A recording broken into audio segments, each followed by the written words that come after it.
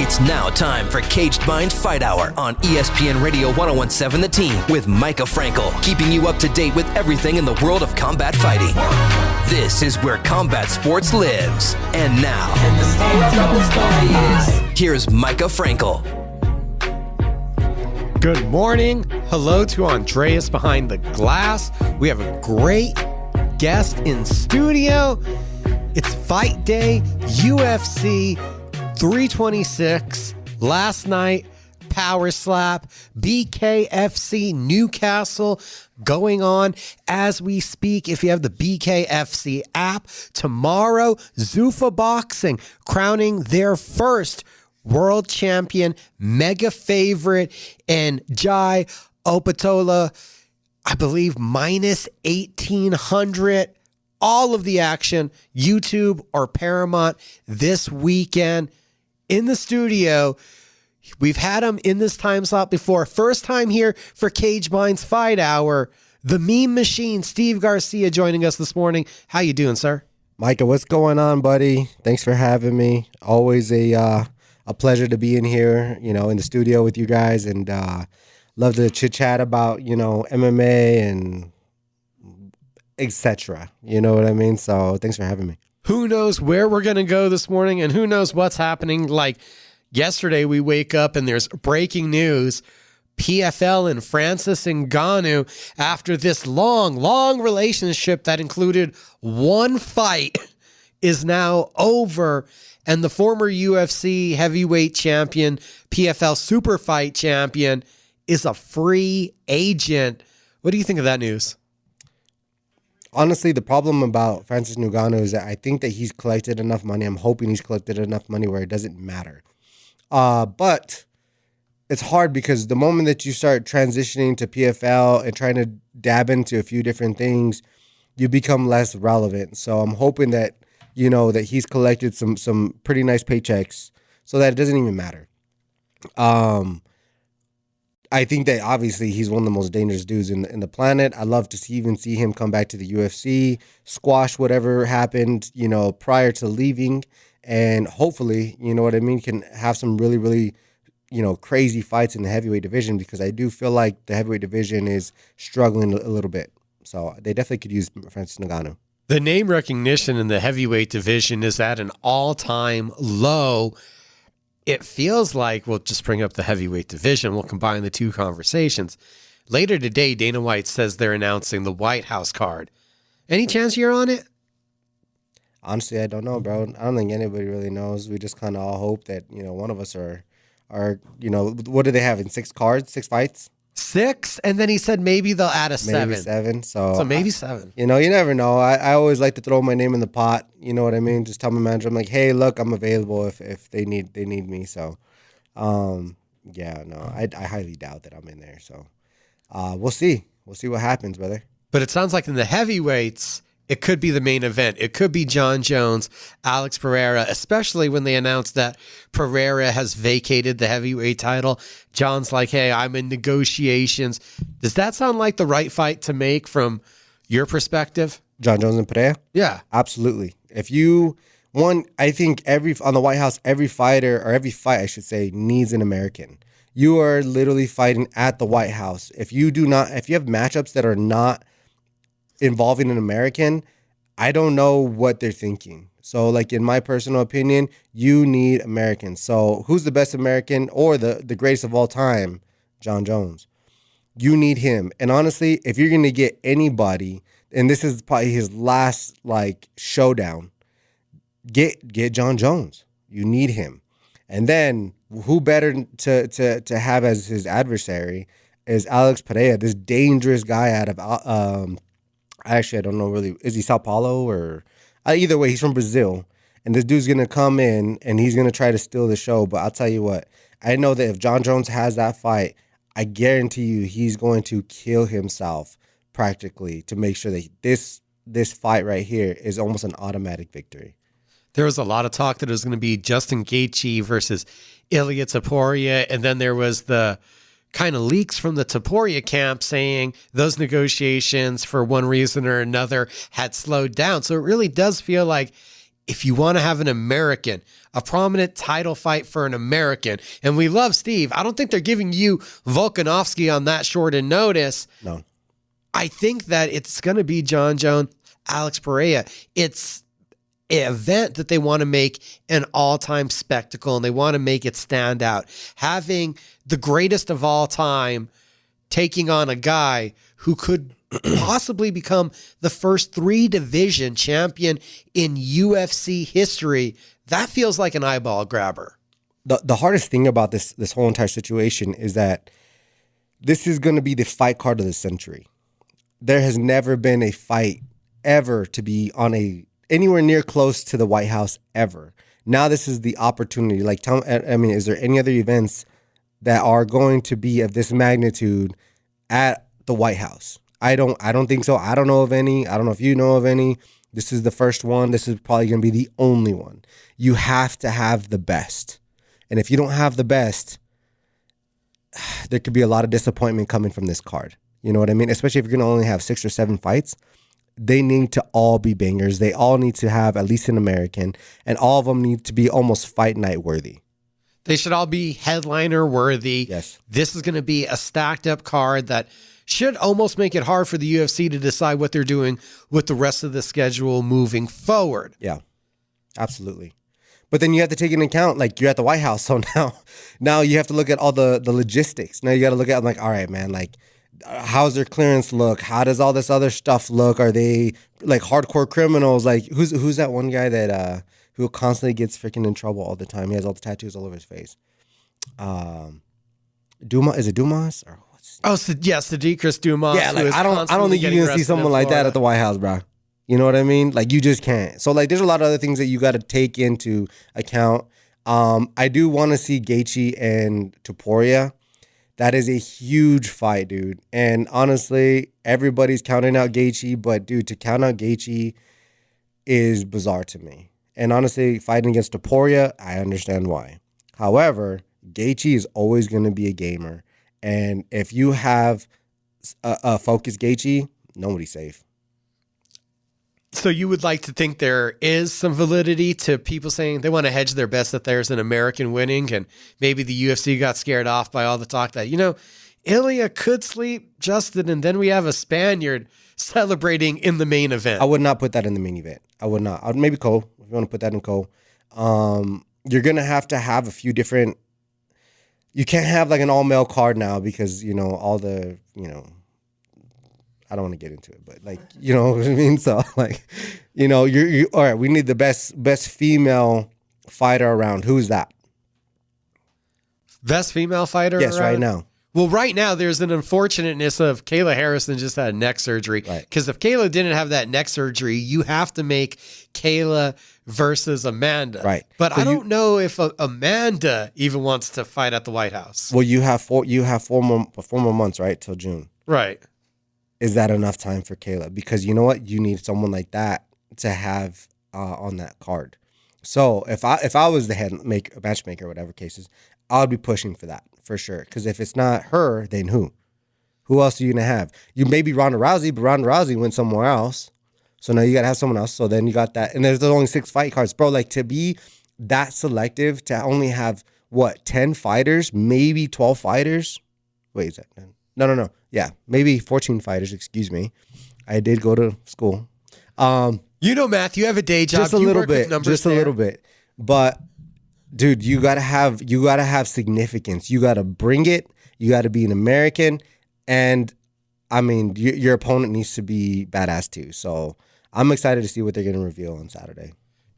Any chance you think we get maybe Mackenzie Dern? Outside chance she's American Brazilian. I know she shied away from the American side, but if Kayla isn't ready and we do need to have a women's championship fight on the card, or at least a high profile woman, I think Mackenzie Dern makes a lot of sense. I think Mackenzie Dern makes a lot of sense, but then again, like, is she reliable? I don't know. You know what I mean? I think everybody's going to try to do their best to make sure that they make that fight, but the only name that really comes to my mind, and I think she's on the loss, is Rosa Namajunas. You know what I mean? Yeah, dude. There's it's hard because like right now we are not the superior country in the UFC right now. We have some superior fighters that are going to make names, and that are going to do well.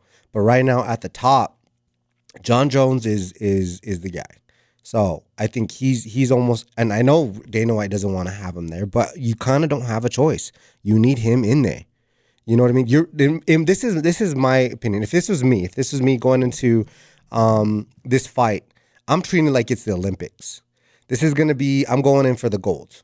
You know, Steve Garcia is literally, 145er going for the 145-pound like Olympic gold medal at the White House. That's how I see it. That's how I view it. And I hope most people will do it. Whoever gets selected, whoever gets put in, will treat it as such. So I'm hoping that's the case. One fight I saw that was already made that I was a little bit surprised. It's a fight night headliner, but it kind of spoke to me as it could have been at the White House. They got Joaquin Buckley versus Sean Brady. And with two Americans that were high profile in the welterweight division, there's not a lot of fights that I've said this about, but it kind of stuck out to me as I'm surprised that's not one that they didn't say for the White House. Right. And this is the other thing too, is like, what are you trying to do? What is the image you're trying to put on? Everybody, I mean, what's his name? Colby Covington. I'm Donald Trump's favorite fighter, right? Is that a fan favorite fight that you want to watch? I don't know. But if you have Michael Chandler, that's a little bit better. I think you're going to have a guy that's just going to go out there and just try to go crazy. A couple of years ago, maybe Colby works. Maybe. Right now, I don't know. No. But what if you combine maybe Michael Chandler going up and him fighting Colby Covington?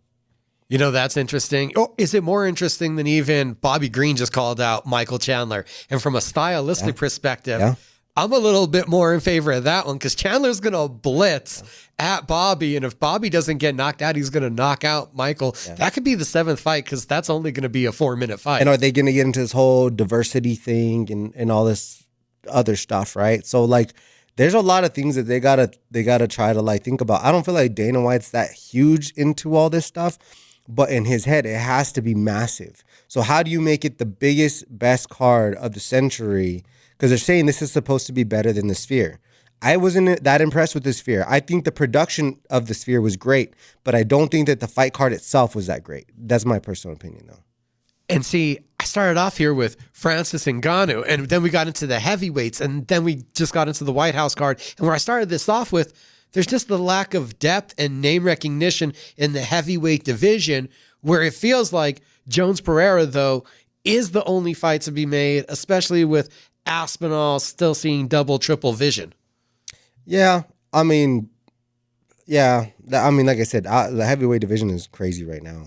I got my buddy, Josh Howkett. He's kind of making some waves, and he's going nuts right now, bro. 2-0 in the promotion, and he's going to get the number 4 ranked Curtis Blades in April. Yeah, man, he's taking a big bite here. He's taking a big bite, but I'm not saying he's not capable. I think this dude is every bit capable. And it's gonna be an interesting fight because both of them are very superior wrestlers. So, this could be a stand-up fight. You know what I mean? And Josh isn't the biggest heavyweight, but he's quick, he's fast, he has great endurance, and he's hard to beat. He just really is. And Curtis, obviously, he's very one-dimensional. He doesn't have great striking, but his wrestling is very good. He is a little bit bigger. So, interesting to watch, interesting to see. I hope that Hawk comes out and he's going to go out there and he's just going to kill it. You know what I mean? But there's some stuff brewing. Obviously there's a lot of hype around Gable Stevenson. I think they're going to try to push him pretty hard because the heavyweight is in need of good heavyweights, and he would be a solid prospect. But I do think there's a few things that he needs to probably work out before he gets bumped up. I could be wrong, but I mean that'd be crazy to have John Jones and Gable Stevenson on the White House card. That'd be crazy. That's my bet. I already think that he makes his debut for the UFC at that White House card. The dude he just beat in Mexico was 11-3 and had a Shogun or Shuto heavyweight title, and Gable ran through him in a round. I'm like, we want to see more, but I don't know if we're demanding too much where you're wiping through 14 fight vets that had good records. Well, it's hard because did you see him get caught with the spinning heel kick? Yeah. When Greg was like very like you heard Greg there. He was screaming. But if that was any other thing with a bigger heavyweight, that could have been a bad day for Gable. Does that mean that like, this is fighting, anything can happen? Absolutely. That can happen to anybody. You know what I mean? The thing is that are they wanting to slowly progress Gable Stevenson, or are they just going to push him and just hope for the best that they're going to give him the best fights leading in to the top 10 or whatever the case is. But you will see Gable Stevenson, like, no doubt. Like, I don't know if they're going to try to get him in there right away or if they're going to go the contender series route. I would like, honestly, personally, to get to know Gable Stevenson, put him in a tough house, make a heavyweight thing, blow him up even bigger than what he already is, because obviously he's a Olympic wrestler. But who wouldn't want to see that? You know what I mean? That brings a lot of ratings to Tough. That brings a lot of ratings to the UFC. His transition from Tough into the UFC. Not that it's needed, but I think it would be even bigger. And I think you're going to get a massive, a massive, what's the word? Star, I guess you could say. This is where you start to build the star. This is where you start to get the Yes. fan appeal, where you start to get that fan base behind him. I was super shocked.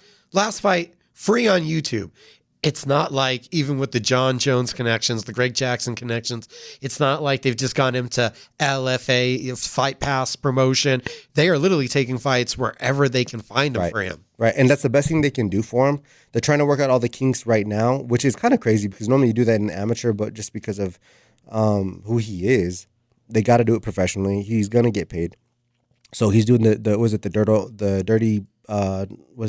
Dirty Boxing, the DBX that John DBX Jones one. and Mike Perry invested in. 100%. You're doing that. I don't think he needs wrestling matches or whatever, but he could probably go to RAF, do a few of those things, get some fans that way. There's just a lot of ways to kind of build him, and I think that's what they're trying to do. You know what I mean? But I don't think they're ever really concerned about his wrestling. They're trying to get him his striking and his familiarity in the cage. And that's why I think it's not a necessity to accelerate his growth from the Jackson or from the camp perspective. It's almost a necessity from the UFC perspective, because they're in such dire need for heavyweights. It's nothing against Josh. Love Josh, met Josh.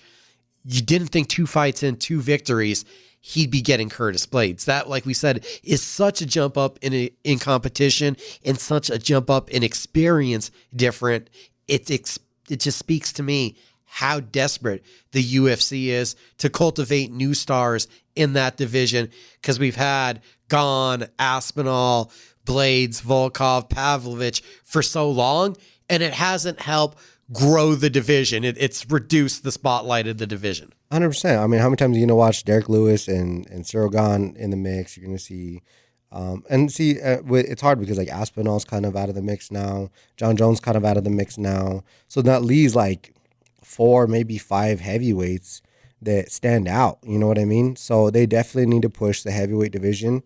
And I think that they're struggling to find it, to be honest. But what's nice is that you do have prospects like Josh Hokett and Gable Stevenson, but Gable's not even signed to the organization yet. So I'm interested to see who else they can add to fuel the division. You know what I mean? Well, they were even going to sign Rico Verhoeven, the decade-long king of kickboxing, for Glory Kickboxing, and he decided go in another direction. And, he said he was going to box. I was like, that's going to be an interesting decision, having to now carve a direction in a new sport. And he is going to face Oleksandr Usyk in front of the pyramids of Giza. Someone said, hey, you're going to do the White House? Well, let's see what other kind of eighth wonders of the world we can find globally. It's not the same political venue, but in front of the freaking pyramids. The UFC obviously cannot offer the money that Usyk, DAZN. This is a ring promotion. There's a lot of money behind it, and that just speaks to globally how crazy the heavyweight scene is, that Usyk dismantled it to a point where a kickboxer is getting this massive opportunity. Well, you're going to start seeing the changing of the guard. It's already happened in a lot of divisions, including mine. I'm happy Pereira's going up, because honestly, there needs more life to the heavyweight division. I feel like, honestly, they ran everything through Pereira in the light heavyweight division. Right. You know what was there mean? left for him to do? really, there's nothing else. They're gonna rerun some of these other fights. You know what I mean, Jamal, and they're gonna rerun. He already beat Yuri twice. He 1-1 with Magomed, but a close decision versus a knockout there. Kind of feels like we put the end to that story. Right. The Olberg fight was the only one, and I almost like that they left that on the table, because now if Olberg beats Yuri, we have a new king, and we have this intrigue that's left, and it's unsettled business. Yeah. So I think it helps to grow Carlos. Well, and that's exactly that. You just hit the nail on its head. So because we have new blood. Right, we don't know exactly, is he that championship quality guy that may reign for a little while? You know what I mean? So you're seeing, the belts kind of go from person to person to person. Nobody has really been able to really hang on to it the way you'd like to see someone and just dominate. But it just happens, man. It just happens. Like, same thing with my division. You're starting to see people go up. You're like Max is gone. Brian Ortega is going up. Diego Lopez was even talking about going up to 55. You're starting to see the shift. You see, like me, I've been in the game for a minute, but like I'm coming through. Costa just got in. Vallejos is in. You'll probably see Sean Woodson in pretty soon. I don't know what that guy's doing, but he's pretty good. He should be good. He's good enough to be in the top 15 at least. I don't think we've seen him since he lost to Ige, because that was his opportunity to get into the rankings. I believe I was at that fight live, and Ige knocked him out. I don't think we've seen Woodson since that one. But even 55, light heavyweight, you're seeing, actually, the ones that kind of stand out to me are like the flyweights. The flyweights are actually kind of thriving right now. But like, yeah, you're just seeing the transitioning of all these divisions, and you're starting to see, like, Volk, in my personal opinion, this is just what I think. This is my head. You can hate me, you can love me for it, I don't care. But like, he needs to retire before I get to him. And that's the truth. If like, honestly, you want to cement your legacy, which it is cemented, but don't go out on a fight against me. Like, I'm gonna hurt you. Like, you know what I mean?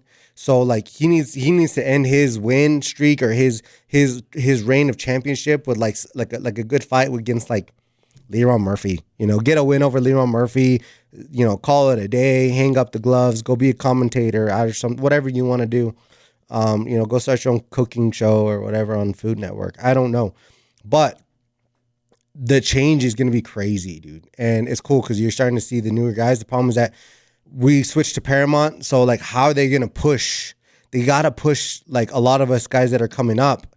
And it's kind of hard because I don't see them really doing a great job with the promoting of up-and-comers unless they have a name already, if that makes sense. Steve Garcia is getting spicy. We're getting into some hotter topics right now. It's Cage Minds Fight Hour. CageMinds.com is the website. You keep up with everything we're doing on social media. Cage Minds Combat Sports News on Facebook and YouTube.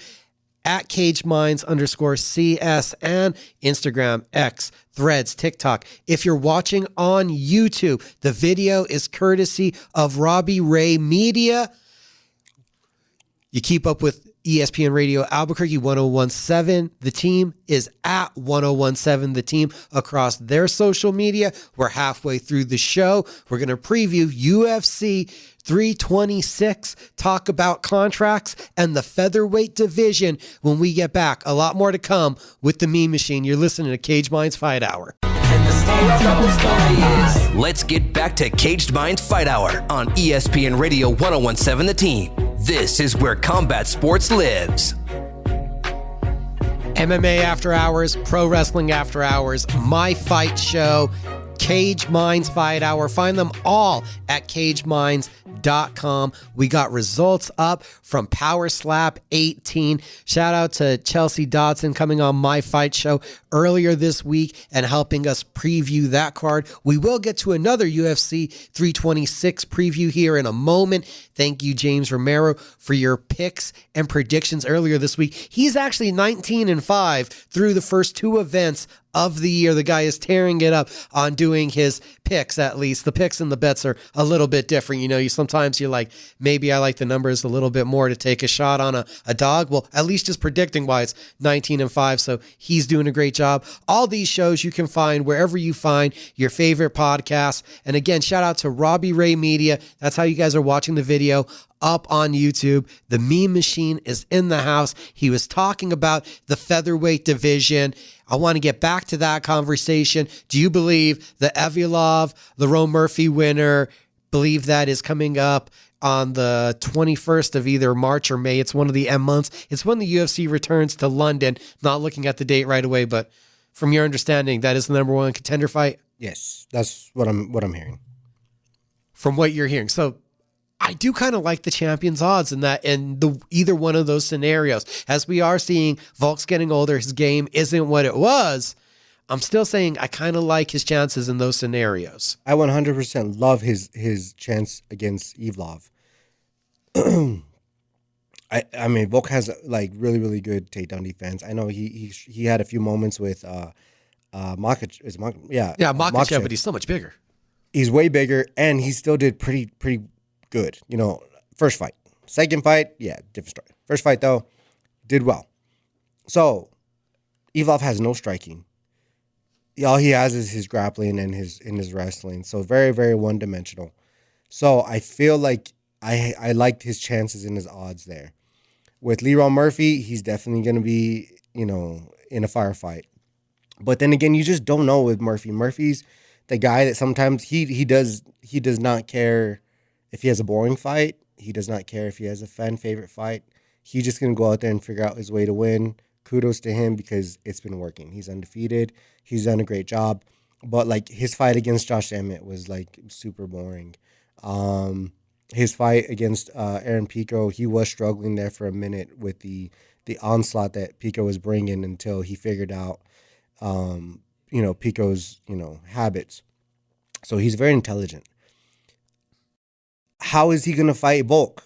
That's the question. Is he going to bring it? Is he going to be that guy that's going to just like stick it to the champion? I don't know if that's him. I don't know. And then you got people like Aljo, like over here saying he wants a title shot. I'm like, bro, like you literally lost to Evlov. Let him go first because you lost him already. And then you beat a Brian Ortega, but a Brian Ortega that was almost zombie-ish like, in their fight. So I don't know if you have the strongest case, bud.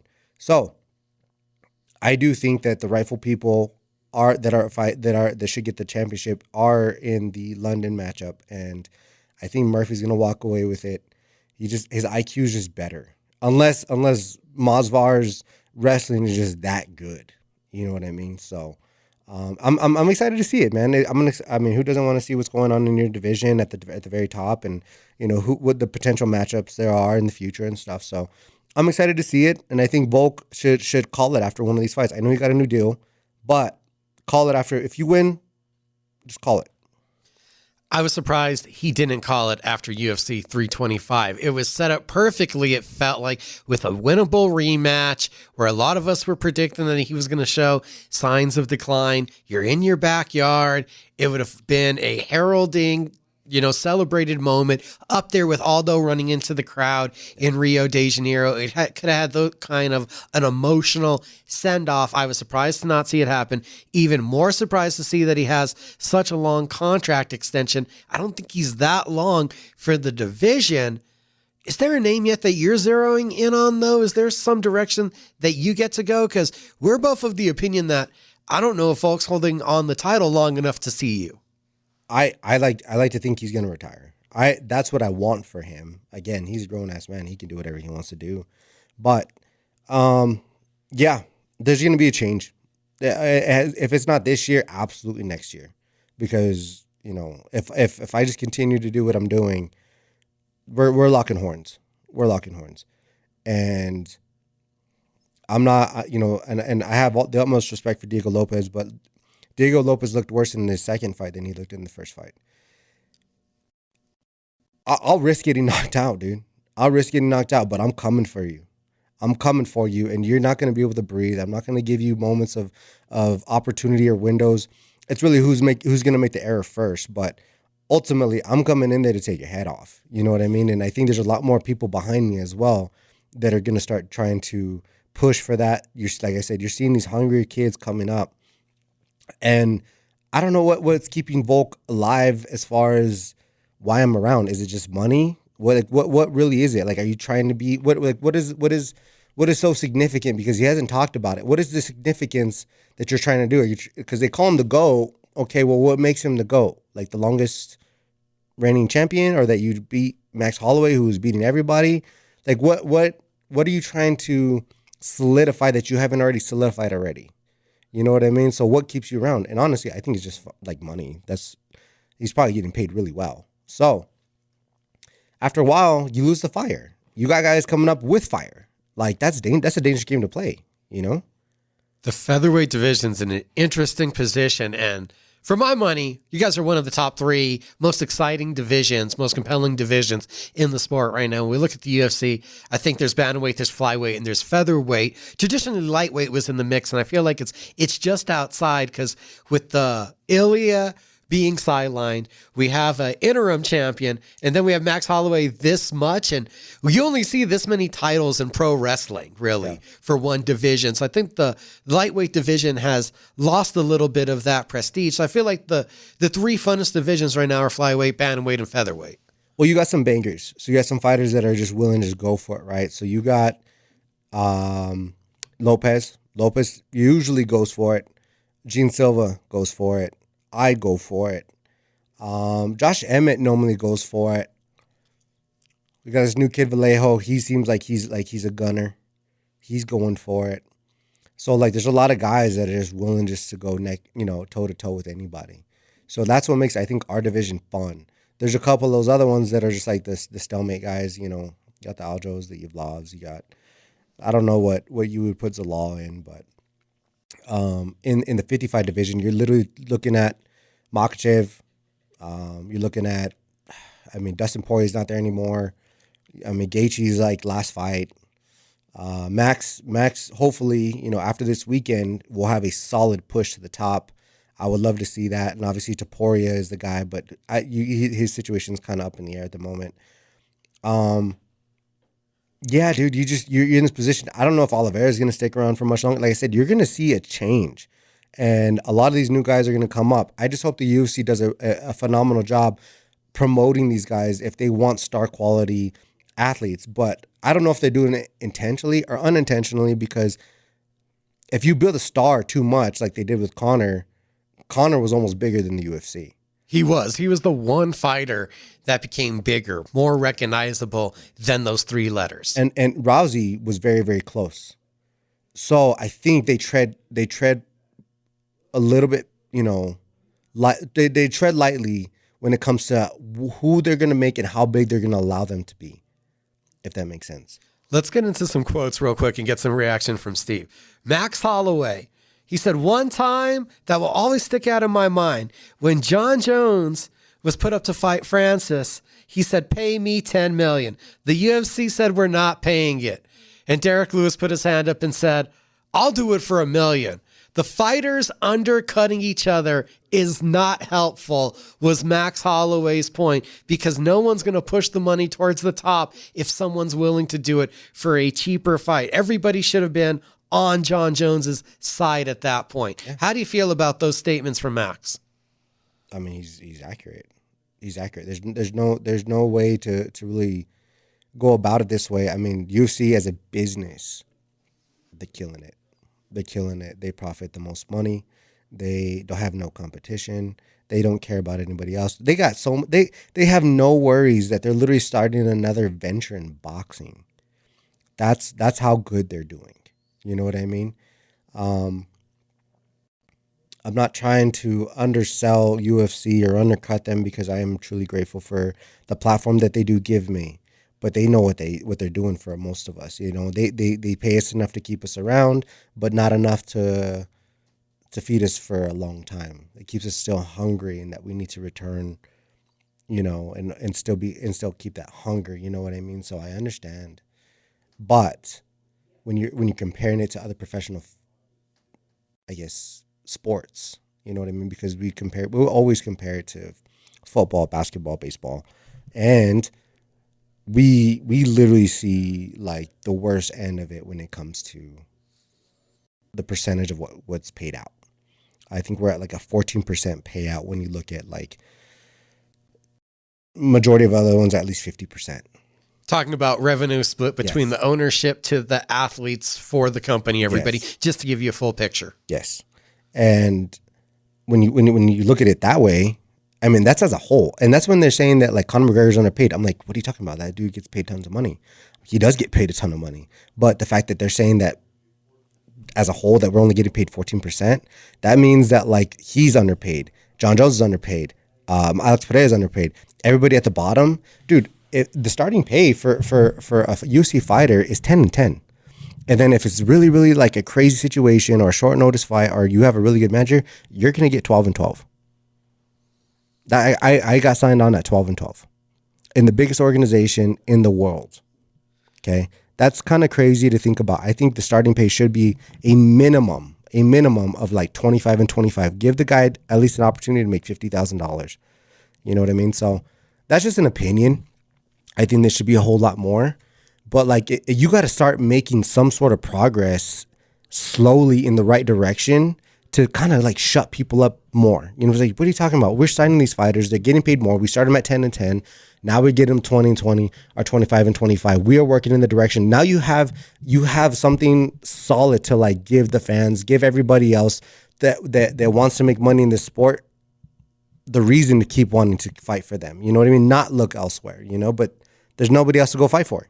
And that's why the UFC, one, they were savvy to try to give that little bit of breadcrumbs away to the peasants almost by, now there's the $25,000 finishing bonuses. Now the post-fight bonuses are upgraded from $50,000 to $100,000. So on a night, they might give away a couple $100,000 more than they would have before. Or if there's a bunch of decisions, maybe they're not. But at least it looks like to the public that they tried to do something. And that last thing you said is the biggest reason why fighters in the UFC can't get paid, won't get paid, and might never get paid. Yeah. There's no competition.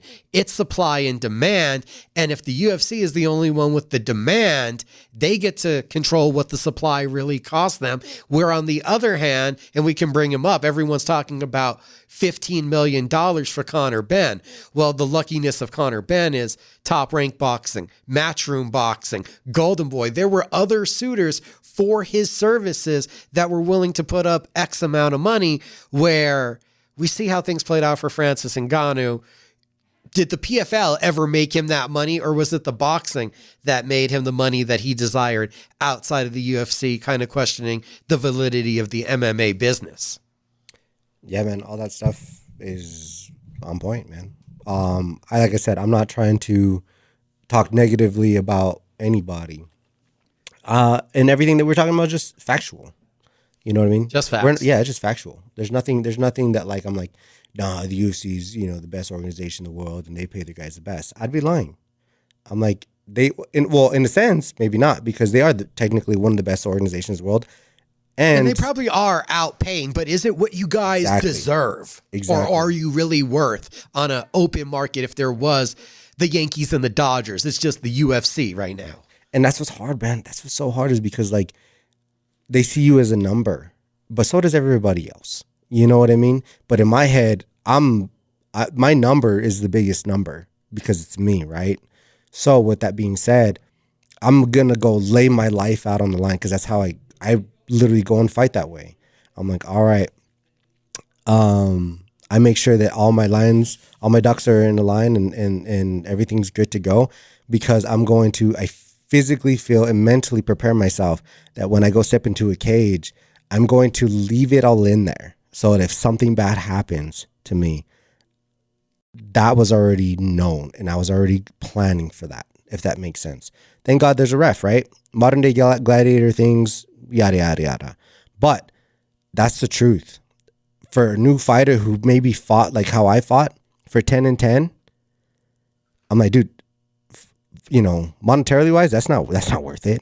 You can go make $10,000 doing DoorDash in 3 months if you really want to, or you can go get you a 9-to-5 and make that in a month and a half if you want to, or you can go get an education and make that. There's so many different avenues to go make that, but when we're putting our lives on the line, the way that we mentally see it, because this is like a modern day gladiator type of thing, which makes UFC and MMA so entertaining, because we're trying to appease the fans, right? That's what they want. They want to see the blood. They want to see those guys that are going out there willing to put their names and their lives on the line. Not to mention that $25,000 extra finishing bonus is not just to incentivize financially, but to give a entertainment incentive. And they're taking a step in the right direction. So I will give them props. They need to continue to make small movements to get people off their back, and that's my personal opinion. Bump up the starter pay. And I mean, I want everybody's pay to go up 100%. And I'm not over here trying to start a strike or nothing like that, but slowly integrate it. And I think they're going to. I really do. When? I can't tell you when. But the incentives, honestly, that should have been a given for years and years ago. You know what I mean? I'd be a lot more richer man, I'll tell you that. But with that being said, at least it's implemented. They're moving in the right direction, and I'm hoping that everybody will continually to prosper in the UFC. UFC 326 tonight. I've been teasing it all show. Max Holloway, Charles Oliveira, the man that has landed the most strikes in UFC history versus the most decorated submission artist in UFC history. And I can't help but feel that this is a really bad matchup for Charles Oliveira. I'm with you, man. I don't want to say it's a bad matchup, but it's definitely not a good one. I think Oliveira is just a guy that you really can't ever just count out. But Max is that guy. Max is him, bro. And at 55, with the right weight put on, that size, I think that size, it helped him a lot against Gaethje, and it was a detriment to have to take it all down against Topuria. And check it out. This is what's going to be interesting to watch, at least from my perspective, is that you're fighting for the BMF belt. Okay, you're not fighting for the undisputed belt. There's a difference. So, in my personal opinion, the BMF guy is going to do the most damage wherever you are.